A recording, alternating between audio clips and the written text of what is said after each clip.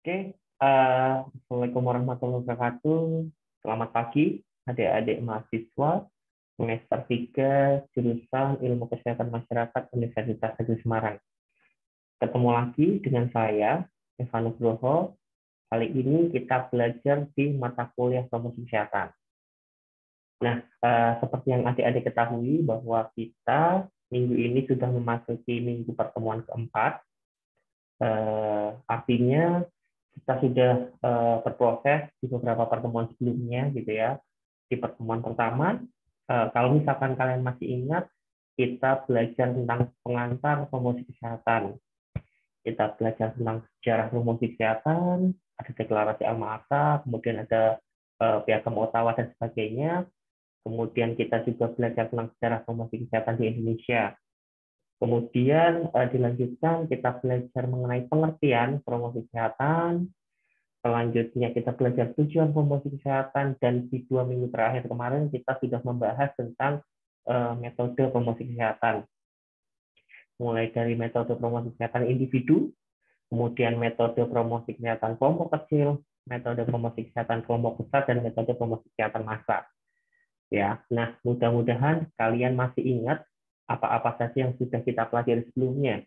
Jika memang masih lupa gitu ya, atau ada hal-hal yang belum kalian pahami, silakan kalian coba buka lagi video pembelajaran kita, kemudian kalian coba buka modulnya lagi, buka Elena, atau jika perlu silakan kalian coba cari referensi tambahan. Jika memang dirasa apa yang sudah kita pelajari masih kurang dan ada yang perlu ditanyakan, silahkan kalian bisa menanyakan langsung kepada saya, bisa melalui WhatsApp maupun melalui email. Ya. Nah, untuk pertemuan hari ini kita akan bersama-sama belajar mengenai media promosi kesehatan. Kalau sebelumnya saya sudah singgung gitu ya, kalau kita bicara soal metode, kita ngomongin cara-cara atau strategi atau langkah-langkah. Sedangkan kalau misalkan kita berbicara tentang media, itu adalah alat bantu. Nah, nanti di video ini atau di proses pembelajaran ini akan saya bagi menjadi 2 bagian. Yang pertama adalah bagian mengenai metode promosi kesehatan cetak, media promosi kesehatan cetak, dan yang kedua adalah media promosi kesehatan elektronik. Nah, kenapa sih videonya saya bagi 2? Karena kalau misalkan saya berikan dalam satu video, kemungkinan durasinya akan cukup panjang, sehingga kalian mungkin akan bosan atau lelah ketika kalian mempelajarinya. Ya. Nah, langsung saja saya tampilkan slide PowerPoint.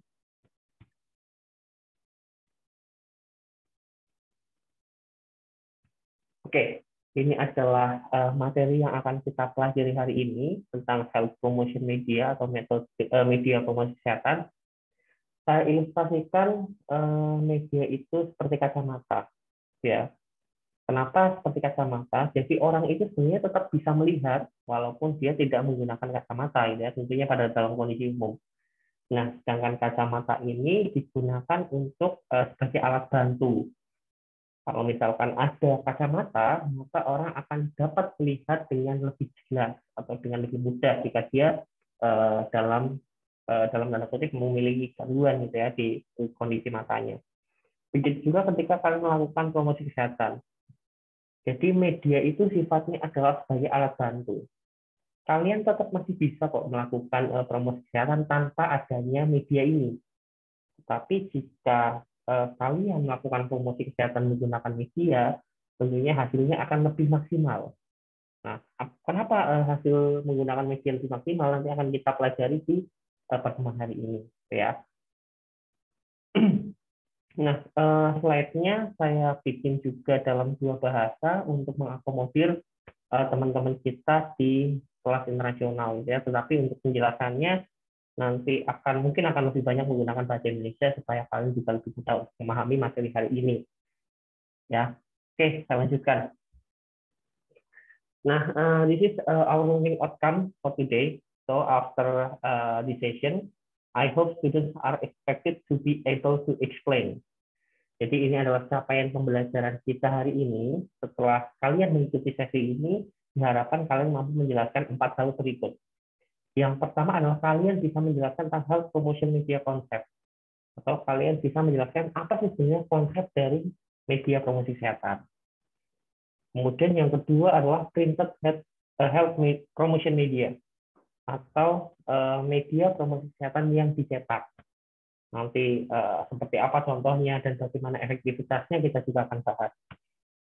And then the third is electronic health promotion media atau media promosi kesehatan elektronik. Nah, sama nanti juga kita akan membahas contoh-contohnya.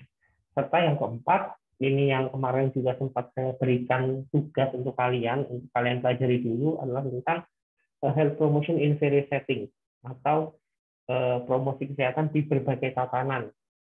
Nah, sebenarnya materi ini nanti akan dipelajari di pertemuan-pertemuan selanjutnya.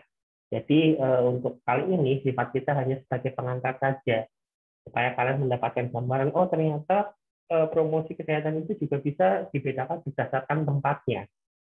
Nah, nanti akan ada 5 tempat yang akan kita bahas. Kemudian ternyata masing-masing tempat itu memiliki karakteristik yang unik, karakteristik yang khusus, sehingga memerlukan metode dan media yang sesuai. Jadi terkadang ada metode atau media yang tidak bisa diterapkan di tempat tersebut. Nah, nanti ada di sekolah, di rumah, layanan kesehatan, di tempat kerja, dan juga di tempat umum. Nah, tadi ya karakteristiknya berbeda, mungkin kebutuhan akan metode dan medianya juga berbeda juga. Ya, oke. This is for the introduction. We start from definition of communication. Jadi kita mulai dulu dari definisi komunikasi. Apa sih komunikasi? Communication is a process of exchanging information. Jadi ketika kita ngomong informasi, di situ adalah proses pertukaran informasi.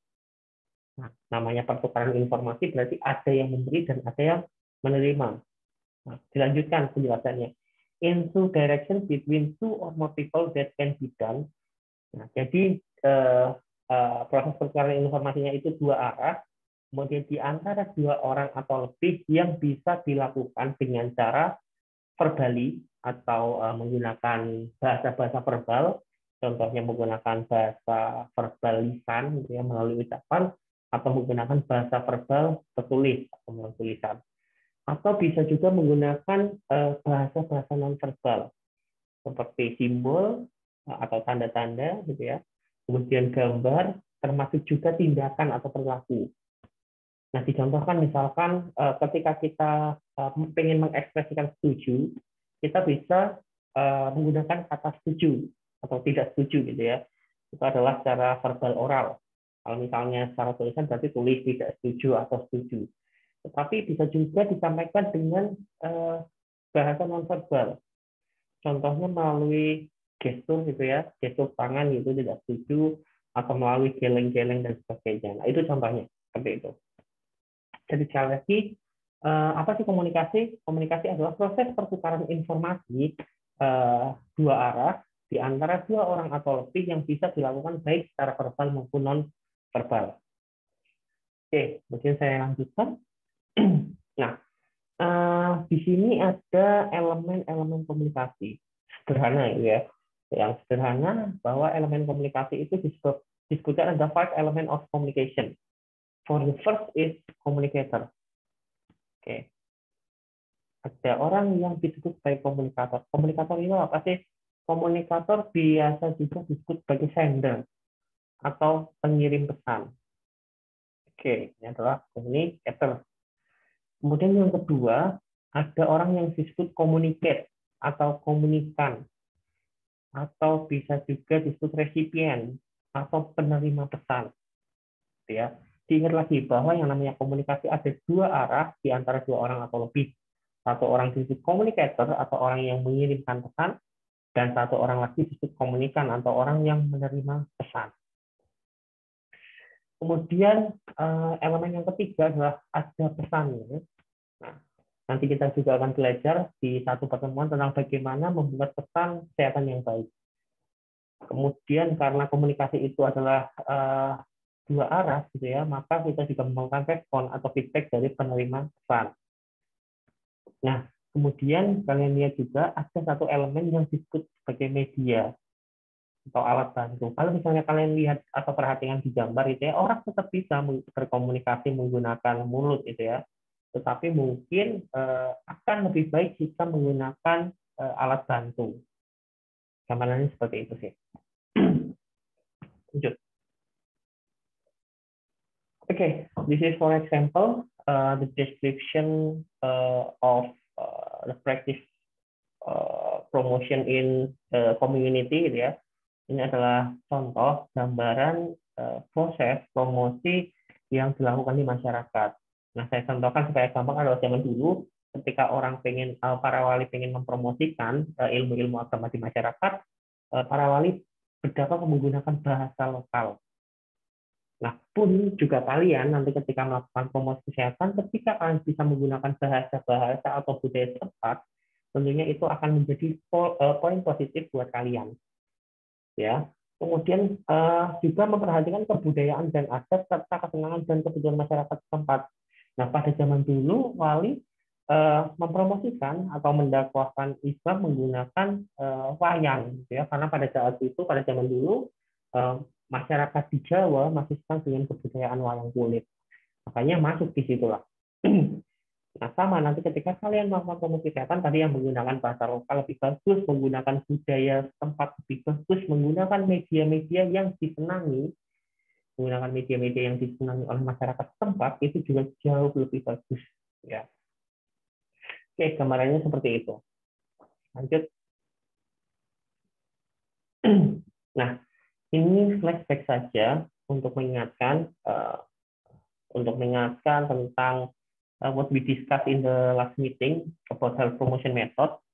For the first, there are individual health promotion method yang terdiri dari atau interview, counseling, dan consultation. Ya, sekali lagi adalah minggu kemarin kita sudah membahas tentang health promotion method atau metode promosi kesehatan. Salah satunya adalah metode individu. And then small group health promotion method, ada brainstorming, focus group discussion, role play, game simulation, buzz group, snowball, dan sebagainya. And then for the third is large group health promotion method, such as lecturing atau proses belajar mengajar, kemudian ada seminar, ada conference, ada ceramah, penyuluhan, dan sebagainya. And then the last is mass method health promotion atau metode promosi kesehatan massal, yaitu menggunakan bantuan dari media-media. Ya. Nah, kalau misalkan kemarin kita bahas bahwa dasar pemilihan metode promosi kesehatan itu adalah berdasarkan jumlah targetnya atau jumlah sasarannya. Selama kita bisa melakukan metode promosi kesehatan individu dan itu memungkinkan dan jumlah targetnya sedikit, maka pilihlah yang metode individu. Kenapa?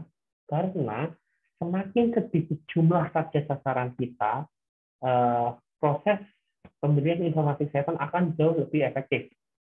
Ya, jadi selama kalian bisa memilih yang paling efektif, pilihlah.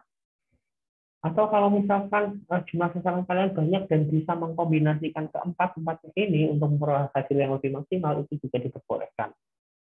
Ya, tetapi kesimpulan untuk health promotion metode promosi kesehatan kemarin adalah ketika kita ingin memilih metode promosi kesehatan, perlu diingat adalah bahwa ditentukan dengan jumlah target sasarannya.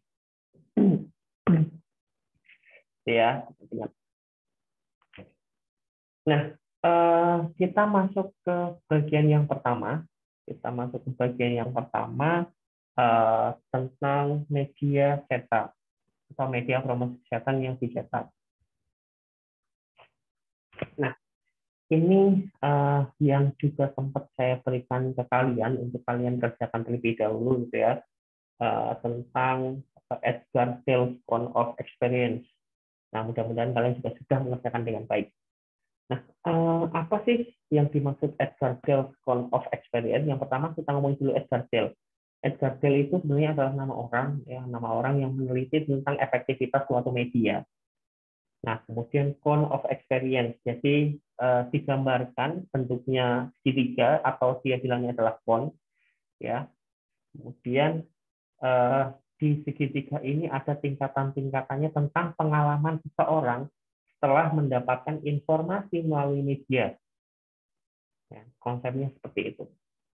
Nah, Edgar ini membagi media menjadi dua macam. Yang pertama ada media yang pasif, kemudian ada media yang aktif. Kemudian media yang pasif pun dibagi menjadi dua, ada verbal receiving atau menerima secara verbal, kemudian ada visual receiving untuk yang pasif. Sedangkan yang aktif ada participating and ada doing. Oke, nanti akan kita bahas satu persatu. Sekali lagi yang pertama konsepnya adalah Edgar Gill ini mengembangkan sebuah kerucut yang berisi tingkatan-tingkatan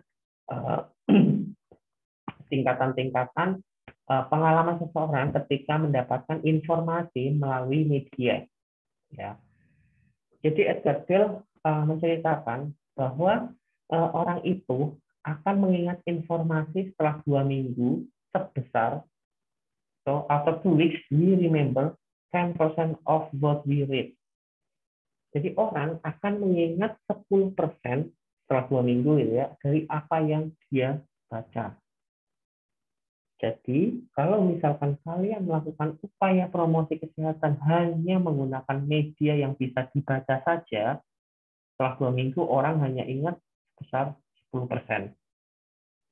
Nah, contoh media yang bisa dibaca itu apa sih? Kalau misalnya kita ngomongin media yang bisa dibaca, berarti dominan adalah tulisan. Ya. Berarti ada textbook mungkin, kemudian ada modul, ada surat kabar, ya. Jadi kalau misalkan orang membaca media-media tersebut setelah 2 minggu, kemungkinan dia hanya ingat dari 10%. Oke, kemudian meningkat lagi. Orang setelah 2 minggu akan ingat 20% dari apa yang dia dengar. After 2 weeks, we remember 20% of what we hear. Jadi ketika kalian melakukan upaya promosi kesehatan menggunakan media yang bisa didengar, atau istilahnya adalah media audio, orang itu hanya mengingat 20% saja.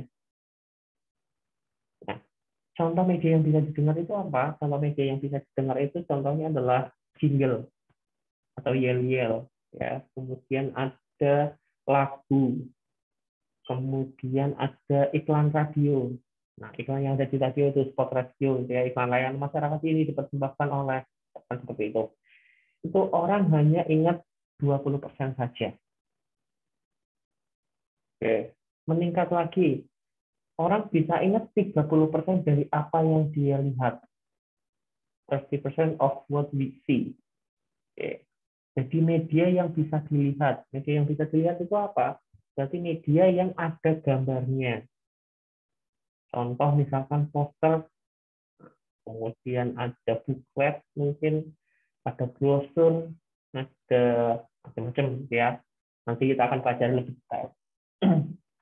Kemudian meningkat lagi, orang bisa ingat 50% of what we see and hear.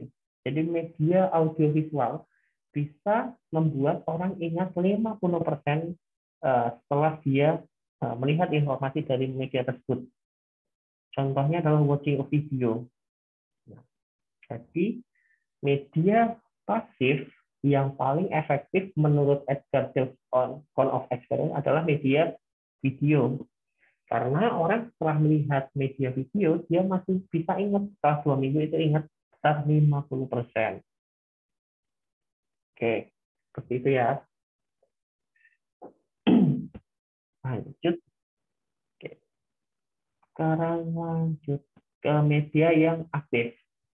Nah, kalau misalkan tadi media pasif, kemudian meningkat ke media pasif. After 2 weeks, we remember 70% of what we say. Jadi, ketika kita melakukan upaya promosi kesehatan di mana kita bisa melibatkan peserta untuk terlibat secara aktif dalam diskusi, nah ketika mereka dalam diskusi kemudian mengemukakan pendapat, peserta masih bisa ingat sekitar 70% dari apa yang dia katakan. Nah, itu hanya diskusi saja.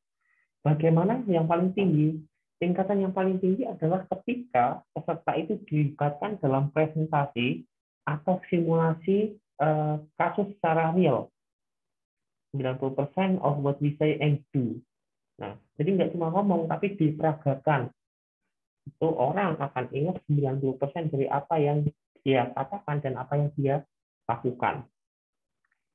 Nah, jadi kalau misalkan kita memilih media, gitu ya, kita pilih media, efektivitasnya adalah berdasarkan ini, persentasenya.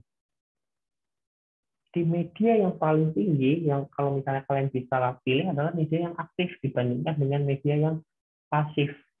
Nah, ketika kalian coba bayangkan perkuliahan gitu ya, ketika kita perkuliahan tentunya adalah ketika kita bisa mempraktekkan secara langsung, kemudian bisa terlibat dalam diskusi, itu jauh lebih mudah diingat daripada kalian hanya membaca modul atau PPT yang ditinggalkan di Elena. Oleh sebab itu, di pertemuan-pertemuan sebelumnya, saya selalu berusaha untuk memberikan materi secara sinkronus gitu ya, melalui Zoom, walaupun jumlahnya terbatas, kemudian kita bisa terlibat aktif diskusi di situ. Kemudian saya berikan tugas supaya kalian bisa merasakan atau bisa mengetahui secara langsung sebenarnya apa sih topik yang sedang kita bahas, ya. Nah, termasuk video ini, kalau misalnya kalian sedang melihat video ini hanya termasuk media pasif. Jadi kemungkinan kalian bisa ingat 50% kalau misalnya kalian bisa belajar sungguh-sungguh. Kenapa? Karena kita tidak bisa terlibat dalam diskusi, tidak ada tanya jawab di situ. Ya, oleh sebab itu saya tambahkan selain kalian belajar melalui video ini, kalian juga saya beri tugas. Ya.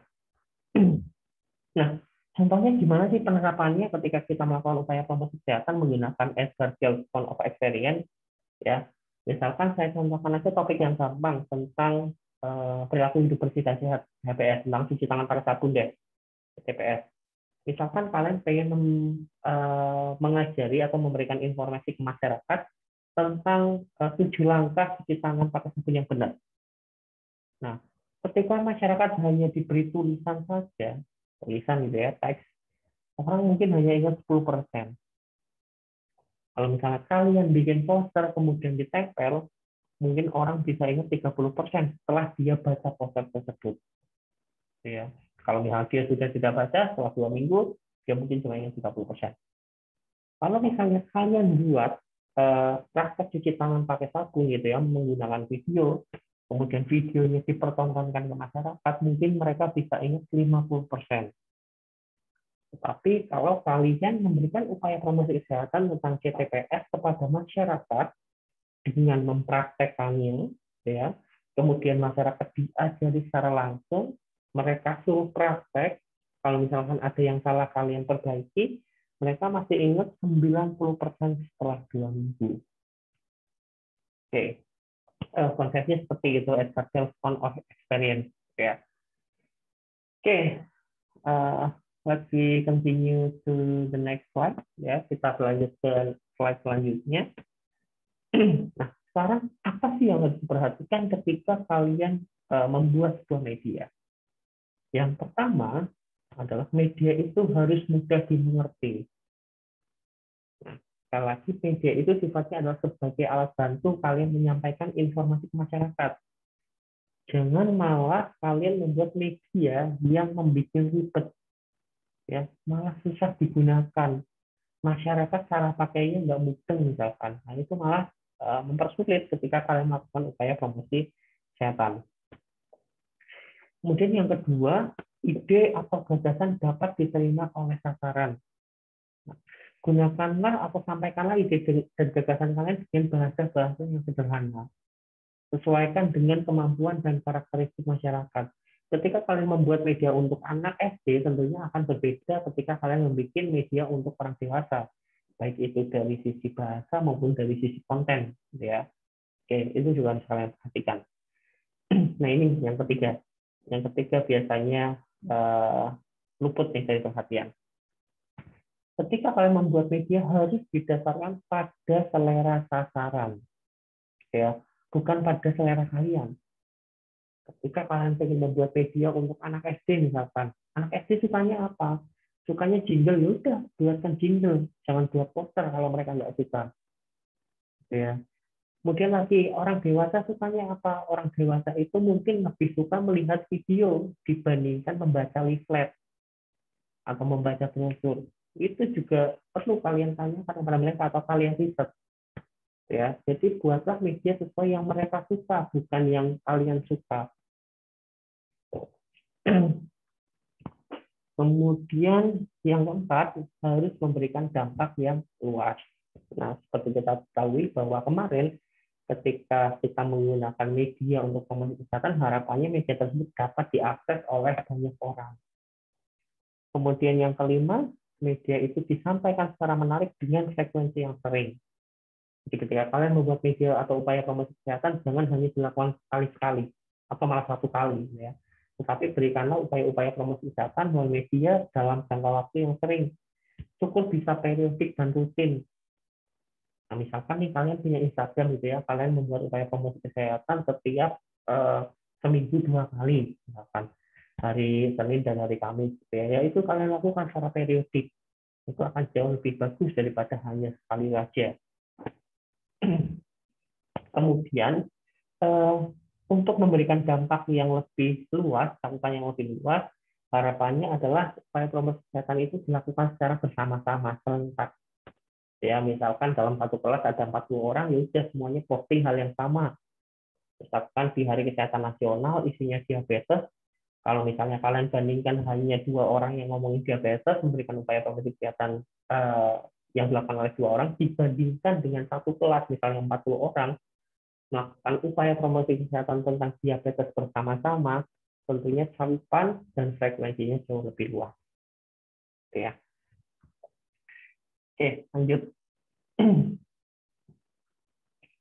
Nah, ini contoh jenis-jenis media, baik media cetak maupun elektronik. Nah, yang pertama kita bahas dulu media cetak. Media cetak itu ada buklet. Buklet itu seperti buku saku gitu ya, kecil, kemudian berisi gambar dan tulisan. Biasanya informasinya adalah singkat gitu ya. Kalau misalnya yang informasinya padat kita sebut sebagai buku. Kemudian ada leaflet. Leaflet itu bentuknya selembaran, ukurannya lebih kecil dari poster gitu ya. Kemudian ada brosur.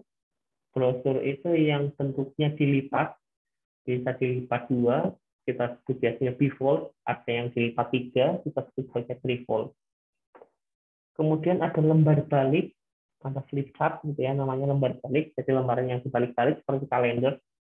Kemudian ada poster, foto, dan lain-lain. Nah, nanti kalian coba searching, kalian coba googling, bentuknya seperti apa sih media itu, ya, saya jelas. Kemudian yang kedua ada media elektronik, baik media audio maupun media audiovisual. Nah, media elektronik ini contohnya spot radio, jingle, lagu, podcast, video, dan lain sebagainya. Kemudian ada media papan, contohnya billboard atau videotron yang mungkin biasa kalian lihat di kota-kota besar gitu ya. Ada videotron, TV besar, ditaruh di titik yang strategis gitu ya, supaya orang bisa membaca informasi yang ada di billboard tersebut. Kemudian ada media model atau peraga, gitu ya. Kemudian boneka, manekin, dan sebagainya. Kemudian ada yang terakhir adalah media sosial. Ini adalah jenis-jenis dari media. Kalau misalkan kalian contohnya, ini contoh aja ya, beberapa contoh yang supaya kalian ada gambaran. Yang pertama, kalian lihat dulu yang kecil ini kita sebut sebagai buklet. Nah, tadi saya sampaikan buklet itu biasanya buku ukuran kecil, kemudian ada gambarnya, kemudian ada informasi-informasi sederhana. Kemudian yang kedua ada brosur, ya, brosur yang bentuknya seperti ini.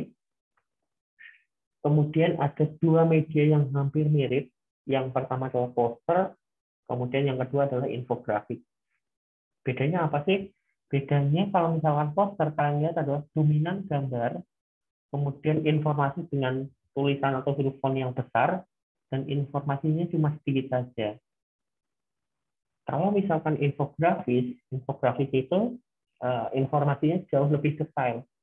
Ada banyak sekali informasi-informasi yang didapatkan di sini. Ya, jadi bentuknya hampir mirip, tetapi memiliki substansi yang berbeda. Kalau poster biasanya dominan gambar dan tulisan, yang memungkinkan orang untuk membaca secara sekilas, dengan infografis, informasinya jauh lebih detail. Nah, sekarang saya tunjukkan website di mana kalian bisa mengakses contoh-contoh media promosi kesehatan, ya. Salah satunya adalah di websitenya Kementerian Kesehatan. Nah, kalian bisa tuh cari media-media promosi kesehatan di website promkes.kemkes.go.id. Nah, kalian bisa download media, kemudian kalian tinggal cari medianya apa. Mau media publikasi, lewat kategori media, cari media cetak, ya, itu contohnya banyak sekali, ada banner, backdrop, brosur, buku, flyer, infografis, dan seterusnya. Kemudian ada media audiovisual, ada film, media sosial, single, film pendek, dan lain sebagainya. Ya. Nah, saya contohkan misalnya kalian pengen download media cetak, poster misalkan. Poster. Nah, di sini ada berbagai macam poster yang bisa kalian gunakan untuk memberikan informasi kesehatan. Ya, itu kalian bisa download, kemudian kalian cetak atau kalian sebar di medsos kalian. Atau misalkan kalian pengen mencari berdasarkan kata kunci. Misalnya saya pengen cari COVID, ya, ada media apa saja sih terkait COVID? Nah, akan muncul nih. Ada buku, ya, ada flyer, kemudian ada poster, dan lain sebagainya. Itu contohnya tempat di mana kalian bisa browsing atau cari media promosi kesehatan dari website-nya Kementerian Kesehatan. Nah, contoh-contoh misalkan media sosial yang menggunakan poster atau infografis, ada Pandemic Talk. Ini saya suka, gitu ya, karena informasi yang diberikan cukup lengkap dan update hampir tiap hari lebih tepatnya. Kalian bisa lihat nih desain-desain poster atau infografisnya di sini. Atau kalau informasi secara umum, ada Devco ID, ini juga mereka menyajikan infografis-infografis yang dengan gambar visual yang cukup menarik. Oke, itu contoh atau website di mana kalian bisa mendownload media promosi kesehatan. Nah, sekarang saya lanjutkan ke slide presentasi saya, gitu ya, mengenai contoh-contoh media promosi kesehatan, khususnya yang versi cetak. Nah, yang pertama ini, bagaimana sih kalau misalkan kita pengen membuat media promosi kesehatan atau khususnya poster, gitu ya. Pertama adalah kalian tentukan dulu topiknya, kemudian kalian buat pesannya, setelah itu baru kalian coba draft desain poster tersebut. Nah, biasanya saya menggunakan kertas, kemudian saya gambar, draft, kemudian coret. Setelah selesai, baru didigitalkan. Ya, misalkan saya ingin membuat poster mengenai keluarga berencana. Nah, keluarga berencana kan identik dengan ayah ibu, kemudian 2 anak, ya. Nah, saya gambarkan di sini. Biasanya kalau orang gambar itu bapak gandengan sama 2 anak, kemudian sama ibunya, gitu ya. Nah, saya coba gambar dalam bentuk lain. Gambar sepatu, sepatunya bapak, sepatunya ibu, sama sepatunya anak laki-laki dan anak perempuan. Sebenarnya anak laki-laki perempuan sama aja kalau misalnya konsepnya di keluarga berencana, tapi saya coba gambarkan seperti itu. Kemudian pesannya adalah selamat datang keluarga sejahtera melalui pintu keluarga berencana. Nah, begitu pula dengan contoh poster yang kedua. Pengen buat tentang poster tentang kekerasan pada anak, gitu ya. Nah, sama kita draft dulu, kemudian kita saksikannya. Setelah itu baru didigitalkan. Jadi seperti itu. Ya, jadi bikin draftnya dulu, setelah itu baru digitalkan. Itu akan jauh lebih mudah daripada ketika kalian tiba-tiba bikin langsung dalam bentuk digital. Nah, selanjutnya adalah contoh-contoh media promosi kesehatan yang bisa digunakan untuk menyampaikan isu-isu kesehatan. Yang pertama, kita bisa menggunakan lukisan, gitu ya. Baik menggunakan lukisan tangan maupun menggunakan lukisan digital. Kalau misalkan ada yang printer Corel atau Photoshop atau Illustrator dan sebagainya, kalian juga bisa menggunakan itu. Atau kalau misalnya ada yang lebih mahir menggunakan gambar manual, silakan dengan keahlian masing-masing. Kemudian contoh foto yang digunakan untuk mengkampanyekan tentang pencegahan perkawinan pada anak. Kalau ini di India ya, karena di India kasus perkawinan pada anaknya cukup tinggi, sehingga kita bisa melihat gambaran seperti apa sebenarnya kasus perkawinan anak di India. Nah, kalau misalkan foto, biasanya kita menggunakan kumpulan foto. Jarang orang yang mengupayakan atau mempromosikan upaya promosi dana hanya menggunakan satu foto. Jadi kita kumpulin dulu foto dalam satu tema, gitu ya, satu topik, kemudian kita kumpulkan, kemudian baru kita narasikan. Nah, itu biasanya disebut dengan istilah foto series atau foto voice, ya. Jadi kita kumpulkan foto-foto yang satu topik, kemudian kita beri narasi untuk mengkampanyekan atau mempromosikan isu-isu yang berhubungan dengan kesehatan. Ini juga contohnya di India tentang prostitusi anak, gitu ya, contohnya. Nah, contoh yang lain misalkan foto series atau foto voice, ini karya Dr. Yung Abdi, gitu ya, dosen dari UNER. Beliau mengangkat kisah tentang lokalisasi kisah 60 daerah di Indonesia, ya, prostitusi, bagaimana gambarannya, bagaimana kondisinya, bagaimana sisi-sisi gelapnya, apa hubungannya prostitusi dengan kesehatan, beliau tuangkan di bukunya. Ini contohnya Luka Sang Primadona, ya. Jadi beliau kumpulkan foto-foto yang berhubungan dengan lokalisasi, kemudian beliau kasih narasi. Ya, ini ada juga Anakku Pelindungku dan sebagainya. Itu pasti kalau misalnya kalian punya minat di bidang fotografi, nah pasti bisa menjadi sebuah karya yang luar biasa.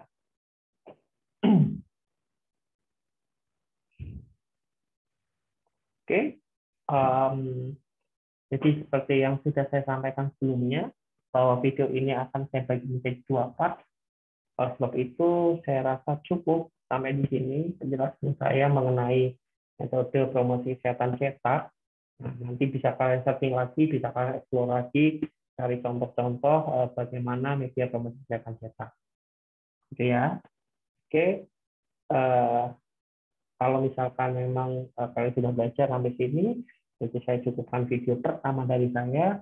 Saya akhiri sampai di sini. Sampai ketemu di media bagian yang kedua. Selamat siang. Wassalamualaikum warahmatullahi wabarakatuh.